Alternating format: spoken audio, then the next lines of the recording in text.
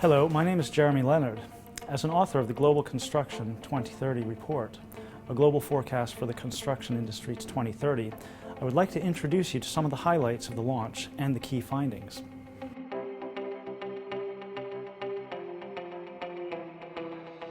Thank you very much to all of you for coming here and joining us in the launch of this Global Construction Trends to 2030.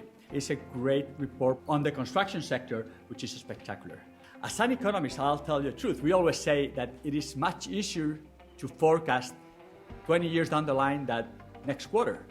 But the truth is that that's not the case when you're looking at construction. It is very useful to have this tool. It's a tool for people like us to really have a guideline of how things are looking in different countries relative to different sectors, and also to be able to move our companies forward.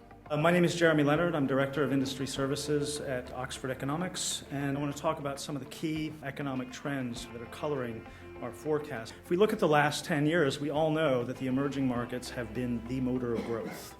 And we can see this, the gap between GDP growth in the emerging world and the developed world was extremely wide over the last 10 years, and in fact over the past 15 to 20. Now if we look at the current period, we can see that that's narrowed considerably for two reasons: a deceleration in the emerging markets, and acceleration in the developed world. So certainly for the rest of this decade, there are very different dynamics in terms of economic growth. If we look out 10, 15 years, we can see it's clear the emerging markets are going to grow faster than the developed world.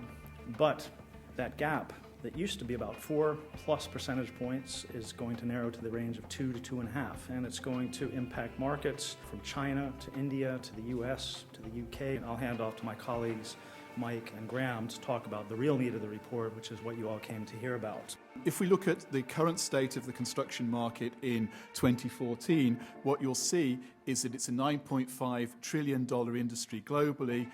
10 countries account for about 60% of the total. The question is, how will that change between now and 2030? Two countries that stand out, India and Nigeria. Brazil is somewhat surprising to a country where we don't expect particularly substantial growth in infrastructure. If we look at what we're forecasting growth in most of the developed world, most of which is a rebound from what we've lost in the last few years.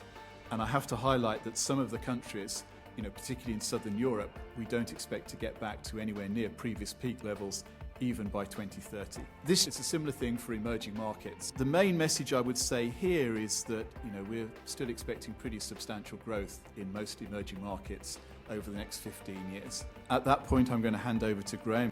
I want to just touch on the countries that are going to really accelerate global growth over the next 15 years.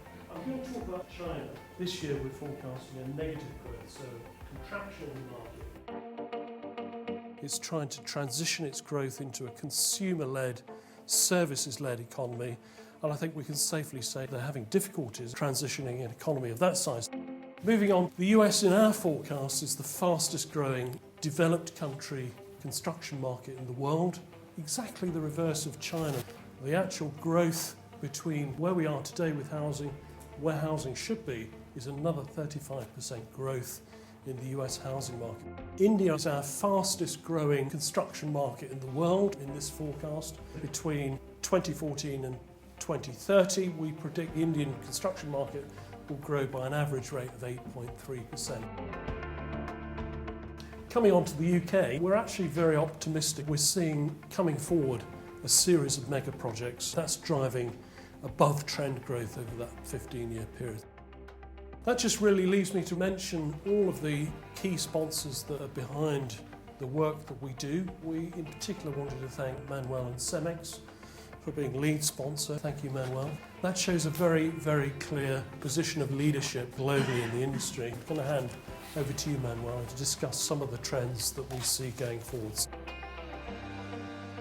As you can see, the report is very spectacular. First, I will give my hand to Sir John Armit. So please, Sir John. It just seems to me, listening to the forecasts, the issue in all of this is going to simply be who's going to pay for it. And that's not so much financing, it's actually what is going to be the funding of the financing. And that, as always, comes back to politics.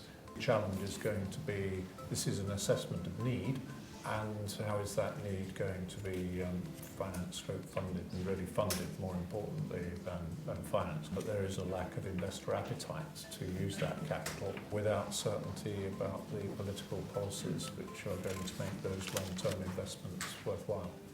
Good afternoon, everybody. First, it's a pleasure for me to be here to talk about our business, which is global.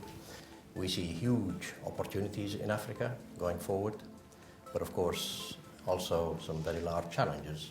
A lot of our projects tend to be developed through finance. Yeah.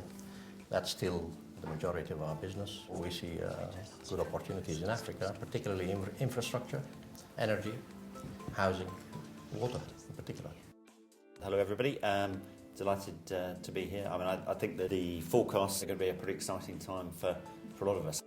Funding is a somewhat more challenging issue, and I think one of the trends that we're probably going to see over the next few years is much more focus on how cities fund their infrastructure projects and their other projects, tapping into other sources and getting buy-in from communities to fund that and to see the benefit of it.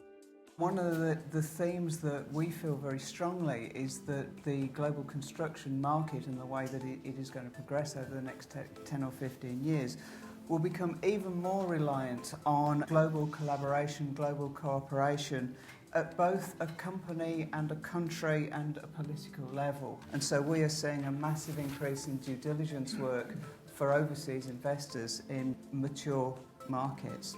The resurgence of public-private funding are giving really exciting opportunities.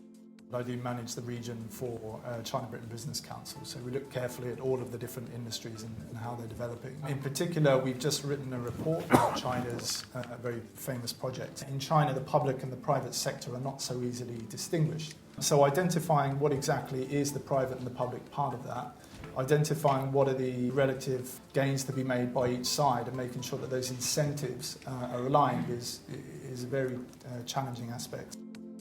Thank the panelists for their expertise. Global construction perspectives have done a fantastic job in spotting, analysing and identifying the trends, and they have produced a document which really is an enormous achievement, and I really do commend it to you. Thank you very much.